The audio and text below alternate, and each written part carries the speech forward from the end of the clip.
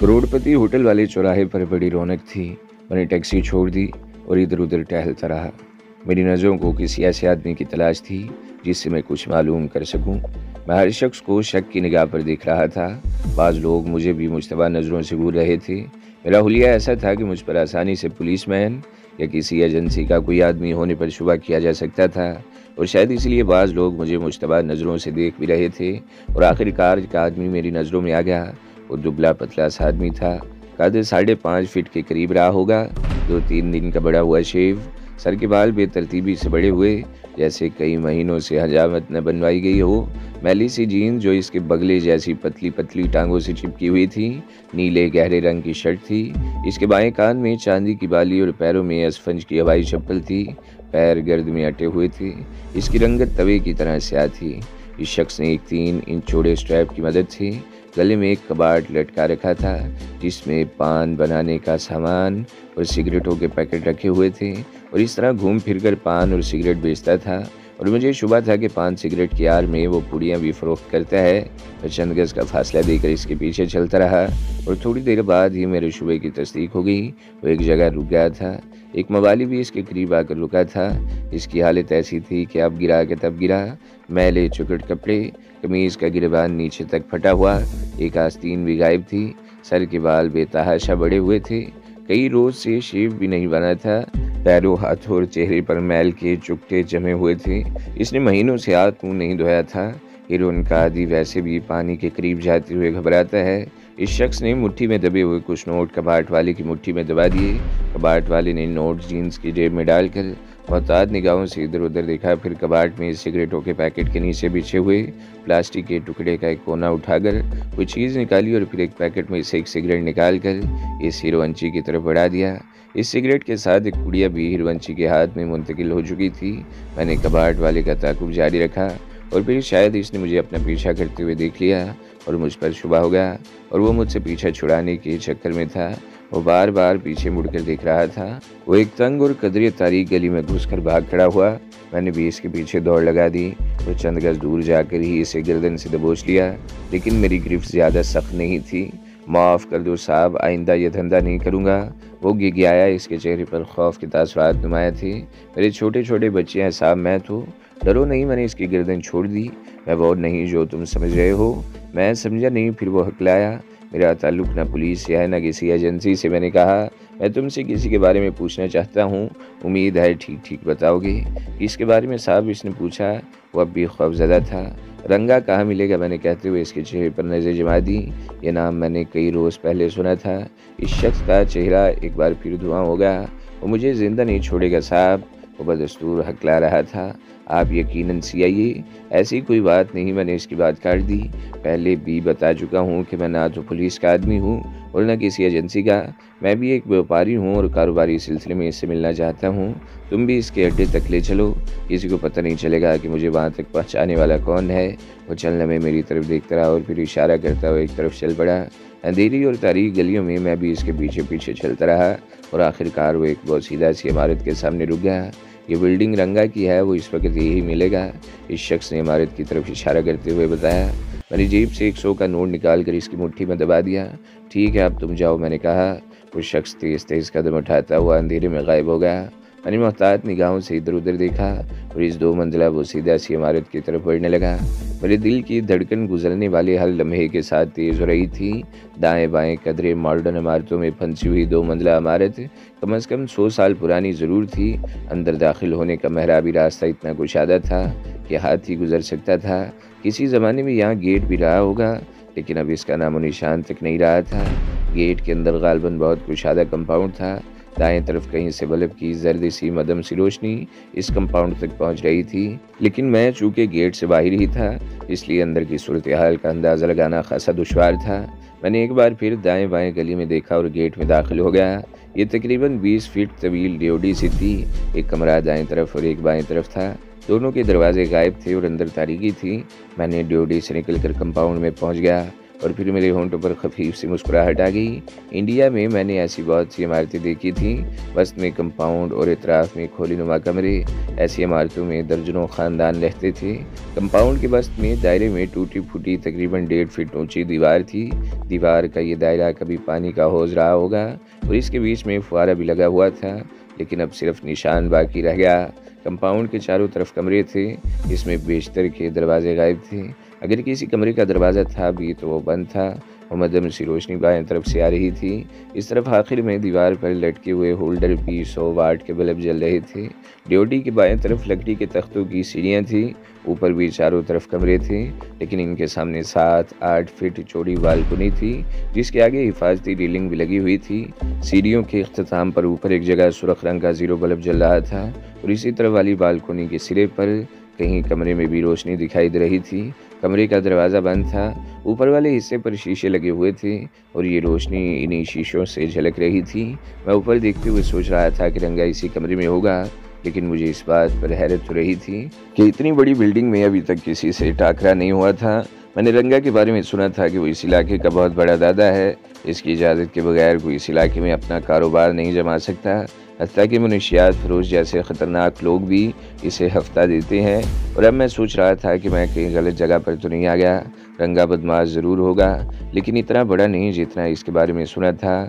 بڑے بدماش تو اپنے گرد بہت بڑا گروہ رکھتے ہیں، ان کی طاقت دراصل انہی گرگوں میں ہوتی ہے جو انہیں گھیرے رہتے ہیں، لیکن یہاں مجھے ابھی تک بلی کا بچہ بھی دکھائی نہیں دیا تھا۔ ہو سکتا ہے رنگا کی دادا گیری کے بارے میں کچھ زیادہ ہی مبالغہ آرائی سے کام لیا گیا ہو، لیکن بہرحال میں یہاں تھکا ہی گیا تھا، تو میرے خیال میں اس سے مل لینے میں بھی کوئی حرج نہیں تھا۔ ہو سکتا ہے یہ میرے کام کا آدمی ثابت ہو یا اس کے توسط سے کسی اور آدمی سے رابطہ ہو جائے۔ میں بھی یہ سب کچھ سوچ رہا تھا کہ اپنے عقب میں ایک بھیڑیے جیسی گراہٹ سن کر اچھل پڑا۔ اس کے ساتھ ہی میرے گردن پر کوئی سخت چیز چبھنے لگی۔ تم جو کوئی بھی ہو، ہاتھ اوپر اٹھا لو، بھیڑیے کی طرح گھراتی ہوئی وہ آواز کہہ رہی تھی، اور یہ بھی سوچ لو کہ اگر تم نے کوئی غلط حرکت کرنے کی کوشش کی تو میرے پستول کی گولی تمہاری گردن توڑ دے گی۔ میرے منہ سے بے اختیار گہرا سانس نکل گیا۔ میں اس عمارت کے نچلے حصے کو بالکل ویران سمجھا تھا، لیکن اپنے عقب میں اس گراہٹ اور گردن پر چبھتی ہوئی پستول کی ٹھنڈی نالی نے میرا خیال غلط ثابت کر دیا تھا، اور میں بھی اس قدر غافل ثابت ہوا تھا کہ اس شخص کی آنے کی آہٹ تک محسوس نہیں کر سکا تھا۔ وہ شخص نہ جانے تاریکی میں کس طرف سے نکل کر میرے سر پر پہنچ گیا تھا۔ سنا نہیں تم نے؟ عقب میں وہ گراہٹ دوبارہ سنائی دی، اور پھر اس کے ساتھ ہی گردن پر پستول کی نال کا دباؤ بڑھ گیا۔ میں نے دونوں ہاتھ سر سے اوپر اٹھا لیے۔ اس شخص نے پستول میری گردن سے لگائے رکھا اور دوسرے ہاتھ سے میرا لباس تھپتھپانے لگا۔ میری پتلون کی ہپ پاکٹ میں پستول موجود تھا جو اس نے نکال کر اپنی جیب میں ڈال لیا۔ کون ہو تم؟ گراہٹ دوبارہ سنائی دی، اور یہاں آنے کا مقصد؟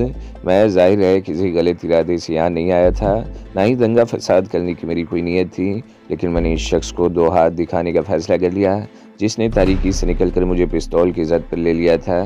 پستول کی سرد نال اب بھی میری گردن کو چھو رہی تھی۔ میں نے لمبا سانس لیا اور گردن کو ایک ہلکا سا جھکاتا ہوا بڑی تیزی سے نیچے جھک گیا۔ وہ ایک لمحے کو بعد آواز سا ہو گیا۔ اس کا پستول والا ہاتھ بھی ہوا میں معلق ہو گیا۔ میں نے برق رفتاری سے گھوم کر ایک ہاتھ اس کے پستول پر ڈالا اور دوسرا ہاتھ اس کی گردن پر ڈال کر تیزی سے نیچے جھکتا چلا گیا۔ وہ میرے اوپر سے ہوتا ہوا دھپ سے پشت کے بل میرے سامنے گرا۔ پختہ فرش پر اس طرح گرنے سے اسے یقیناً چوٹ لگی ہوگی اور اس کے منہ سے کلا خارج ہو گئی تھی۔ اس کا پستول میرے ہاتھ میں رہ گیا تھا۔ اس شخص نے اٹھنے کی کوشش کی تو میں اس پر پستول تانتے گرایا۔ اپنی جگہ سے حرکت مت کرنا، کھوپڑی اڑا دوں گا۔ وہ اپنی جگہ بے حس و حرکت ہو کر رہ گیا۔ وہ پشت کے بل پڑا تھا اور اس کے دونوں بازو اطراف میں پھیلے ہوئے تھے۔ میں نے تو سنا تھا کہ رنگا نے اپنے گرد بہت مضبوط حصار بنا رکھے ہیں، مگر تم تو بہت بونگے نکلے۔ میں نے کہا، تم جو کوئی بھی ہو اپنے پیروں پر اس پھاٹک سے باہر نہیں جا سکو گے۔ وہ شخص بولا، اگر تم نے ایسی کوئی کوشش کی تو گولیوں سے بھون دیے جاؤ گے۔ تمہارے کھوکھلے لہجے میں دھمکی کا تاثر بھی نہیں ہے کہ مجھ جیسا آدمی خوف زدہ ہو سکے۔ میں نے پرسکون لہجے میں جواب دیا، لیکن میں یہاں کسی بری نیت سے نہیں آیا۔ اگر میرا ارادہ کچھ اور ہوتا تو تمہاری زندہ فرش پر گرنے کی بجائے تمہاری لاش گرتی۔ اب اٹھ کر کھڑے ہو جاؤ، مگر یہ بات ذہن نشین کرنا کہ تم کوئی شرارت نہیں کرو گے۔ وہ شخص اٹھ کر کھڑا ہو گیا تو میں نے پستول اس کی طرف بڑھا دیا۔ یہ لو اور اسے استعمال کرنا بھی سیکھو، میں نے کہا۔ اس قسم کے کھلونوں کو صحیح طریقے سے پکڑا بھی نہ جائے تو یہ اپنے لیے ہی خطرناک ثابت ہوتے ہیں۔ وہ میرے سامنے تھا، اس کے چہرے پر مدھم سی روشنی پڑ رہی تھی، اس کی آنکھوں میں شدید الجھن کے تاثرات صاف نظر آ رہے تھے۔ کیا سوچ رہے ہو؟ میں نے کہا۔ یا اپنا پستول لے لو اور میرا پستول مجھے واپس کر دو۔ اس شخص نے میرے ہاتھ سے پستول لے لیا لیکن میرا پستول واپس نہیں کیا۔ میرا پستول واپس کر دو، میں نے ہاتھ آگے بڑھایا۔ مل جائے گا، وہ بولا، لیکن پہلے یہ بتاؤ کہ تم کون ہو اور یہاں آنے کا مقصد کیا ہے؟ وہ بات کرتے کرتے رکا، پھر بولا، ہم پولیس اور CIA کے سارے ہی لوگوں کو جانتے ہیں، مگر تم شاید نئے آئے ہو۔ نہیں، میں نے نفی میں سر ہلا دیا۔ میرا تعلق نہ پولیس سے ہے اور نہ CIA سے، میں تو رنگا سے ملنا چاہتا ہوں۔ جھوٹ بولتے ہو تم، وہ شخص بولا۔ اس کے ساتھ ہی اس کا پستول میری طرف اٹھ گیا۔ اس علاقے میں آنے والا ہر آفیسر، خواہ اس کا تعلق پولیس سے ہو یا کسی ایجنسی سے، یہ دعویٰ کرتا ہے کہ وہ 24 گھنٹوں کے اندر اندر رنگا دادا کو سلاخوں کے پیچھے پہنچا دے گا، وہ یہ علاقہ چھوڑ کر بھاگ جائے گا۔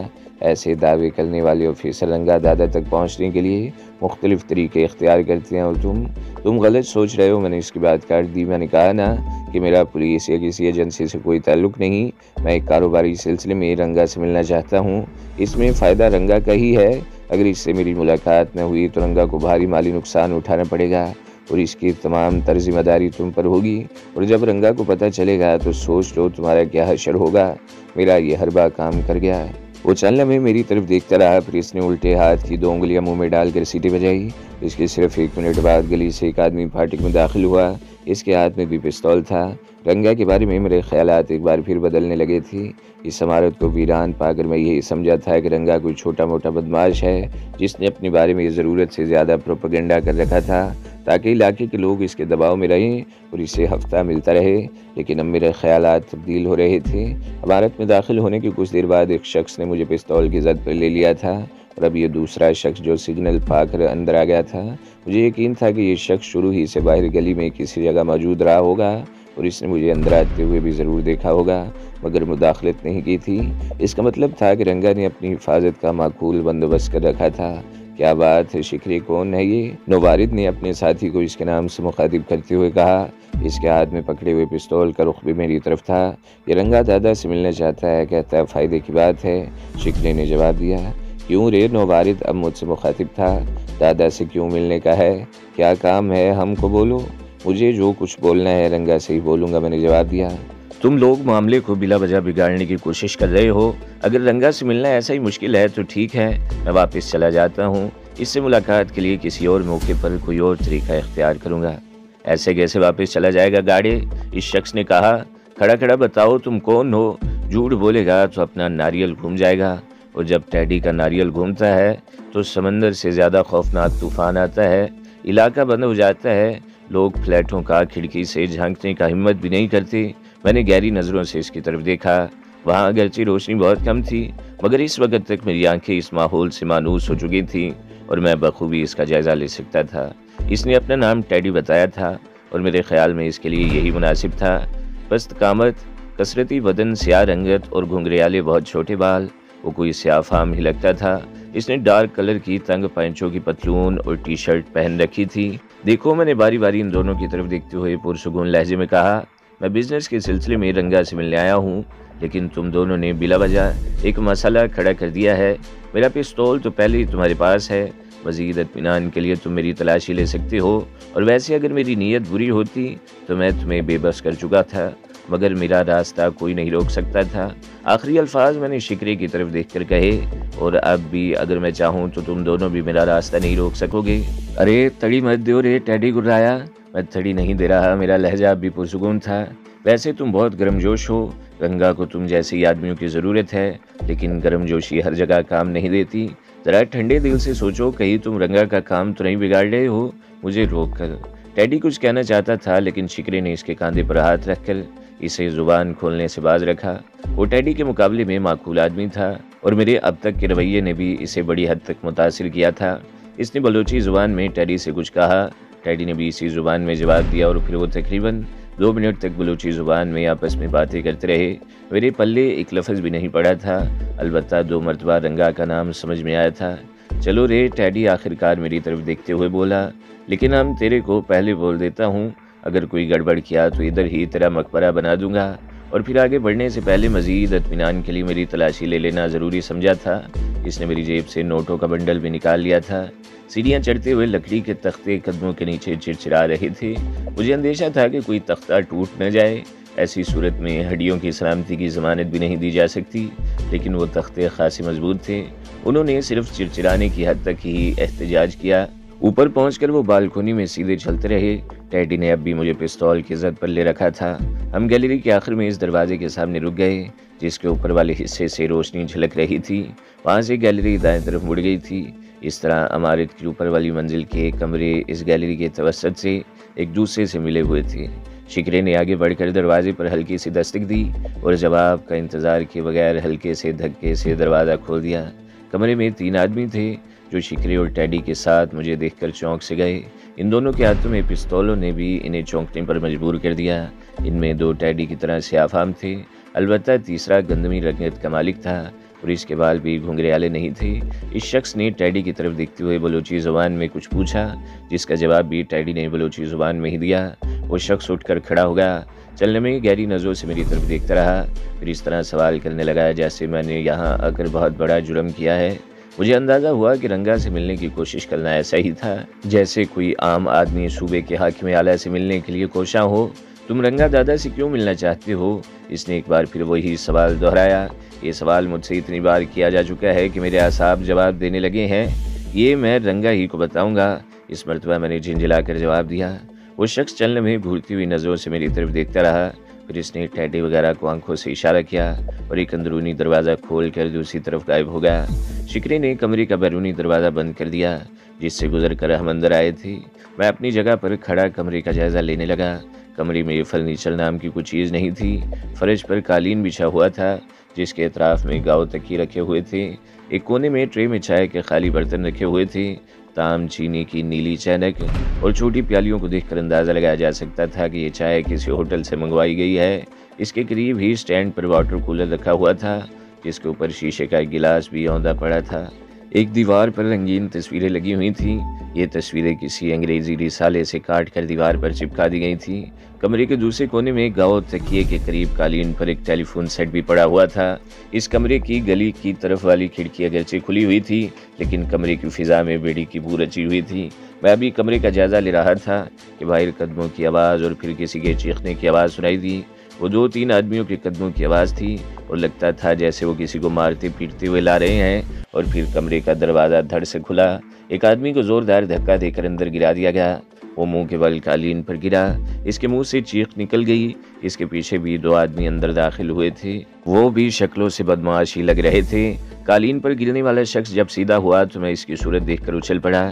یہ گلے میں لٹکے ہوئے کباٹے میں سگریٹ، پان اور ہیروئن کی پڑیاں بیچنے والا وہی شخص تھا جو مجھے اس عمارت کے سامنے چھوڑ کر گیا تھا۔ مجھے اس عمارت میں داخل ہوئے زیادہ سے زیادہ 20 منٹ ہوئے تھے کہ اس شخص کو بھی پکڑ کر یہاں لے آیا گیا۔